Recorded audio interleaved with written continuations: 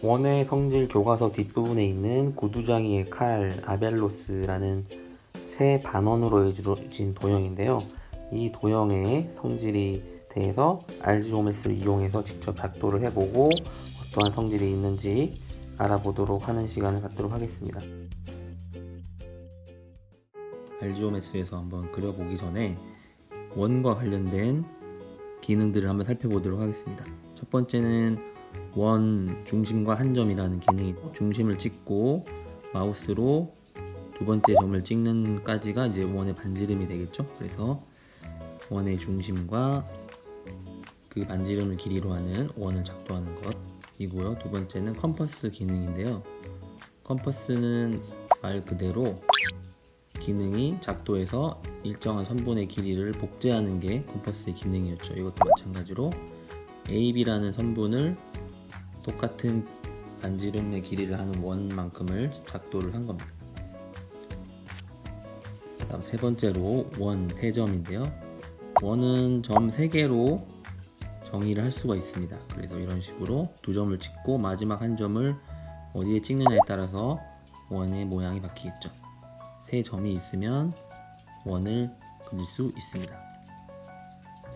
그 다음은 원 중심과 반지름, 이번에는 특정한 길이를 반지름으로 갖는 원을 작도하는 방법입니다.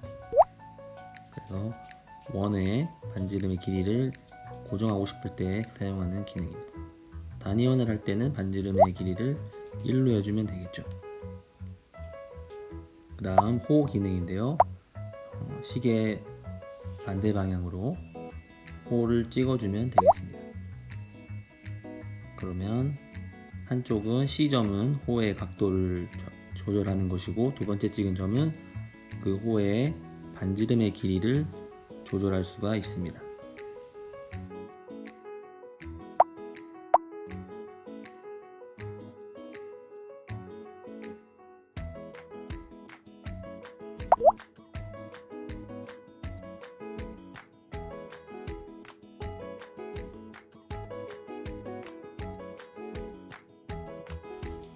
마지막으로 활골입니다.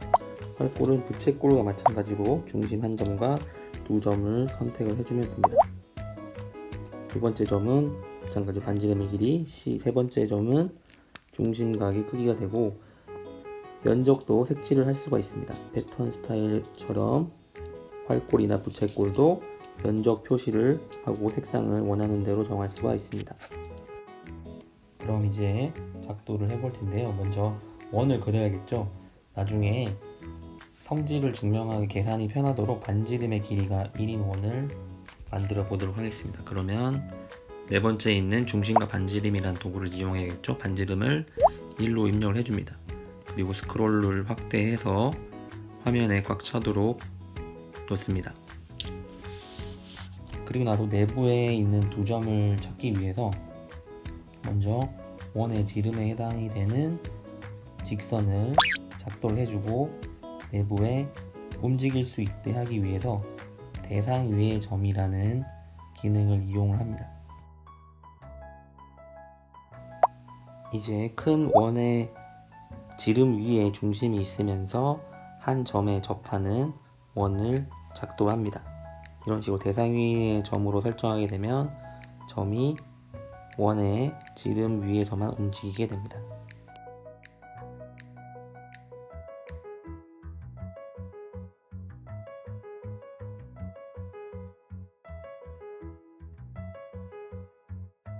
이제 세 번째 원을 찾아보도록 하겠습니다.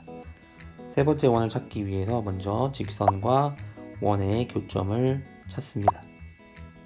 그리고 나머지 세 번째 원은 남은 길이의 절반만큼이 반지름이기 때문에 두 교점의 중점을 찾아줍니다. 그러면 한 점과 반지름을 갖는 원으로 세 번째 원을 찾을 수 있습니다.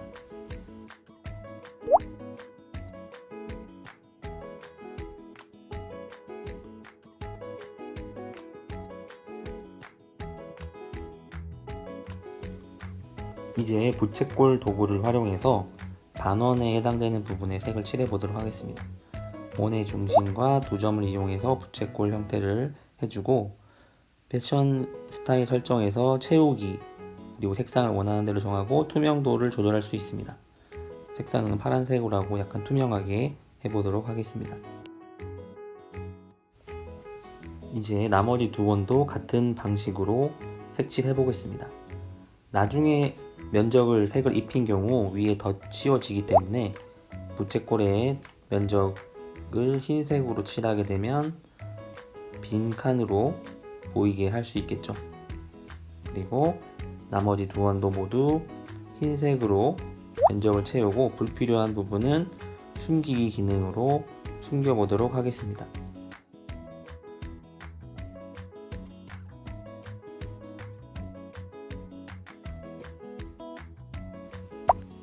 이제는 큰 원 위에 대상 위의 점을 생성합니다. 그리고 대상 위의 점을 꼭지점으로 하는 삼각형을 그려봅니다. 그러면 우리가 원의 성질에서 배운 대로 이 삼각형은 항상 직각 삼각형이 되겠죠. 원의 성질에서도 많이 사용되는 거기 때문에 원의 반지름을 지나면서 원의 위에 한 점을 하는 삼각형은 항상 직각 삼각형이라는 것을 꼭 명심하시기 바랍니다. 그리고 이 직각 삼각형의 각도 한번 실제로 측정을 해보면 90도가 된다는 걸 알 수 있겠죠. 그리고 이 삼각형과 작은 두 원이 만나는 교점을 찍은 다음 마찬가지 방법으로 직각 삼각형을 한번 표시해 보도록 합니다. 그러면 이 원 위에 생기는 이 사각형은 항상 모든 각이 90도인 직사각형이 된다는 걸 알 수 있겠죠.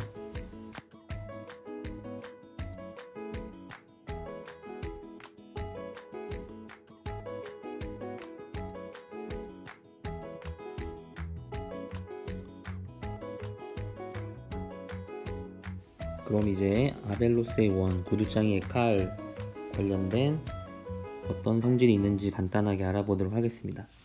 이거는 이제 각각의 원을 R이라고 했을 때 작은 원의 반지름은 2-2R의 절반이 되겠죠. 1-R. 큰 원의 반지름 우리가 1이라고 했기 때문에 큰 원의 호의 길이는 2파이의 절반인 파이가 되겠죠. 과연 어떠한 성질이 있는지 각각의 작은 원을 2번과 3번이라고 이름을 붙이도록 하겠습니다. 그리고 이 2번과 3번 각각 호의 길이를 구한 다음에 어떠한 성질이 있는지 살펴보고, 여러분들은 또 이 외에도 넓이와 관련된 것들도 많기 때문에 또 아벨로스의 원에 또 어떠한 성질이 있는지 한번 살펴보시기 바랍니다.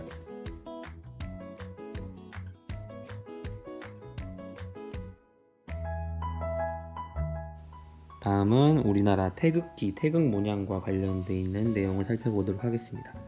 태극 문양은 우주의 만물의 근원이라는 의미를 갖고 있는데요. 가만히 비유를 살펴보면 수학적인 내용을 찾아볼 수가 있습니다.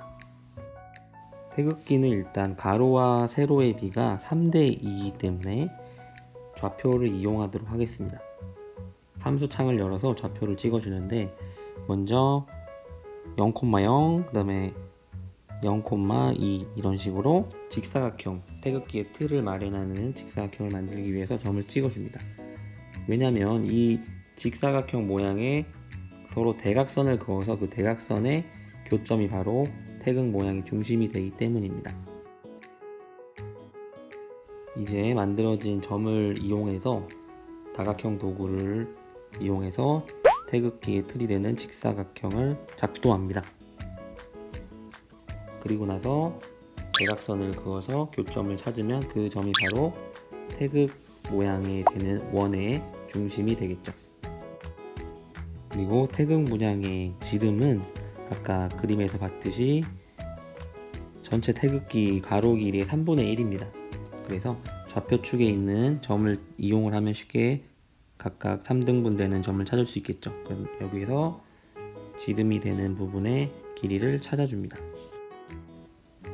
이때는 평행선 도구와 수선 도구를 적절히 이용을 하면 되겠습니다.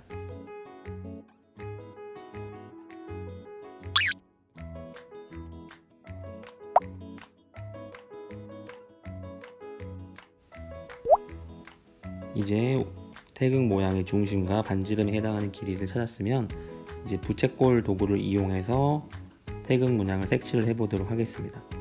우리가 배웠던 내용대로 하는데 태극 문양이 약간 비스듬하게 되어 있기 때문에 이 형태로 부채꼴을 색깔을 칠해줍니다. 그래서 오른쪽 윗부분은 먼저 붉은색 부채꼴로 색칠을 해주고 아랫부분은 파란 색깔로 하고 나머지 부분을 튀어나온 부분을 아까 우리가 구두장에 칼 하듯이 부채꼴로 채워주면 되겠죠.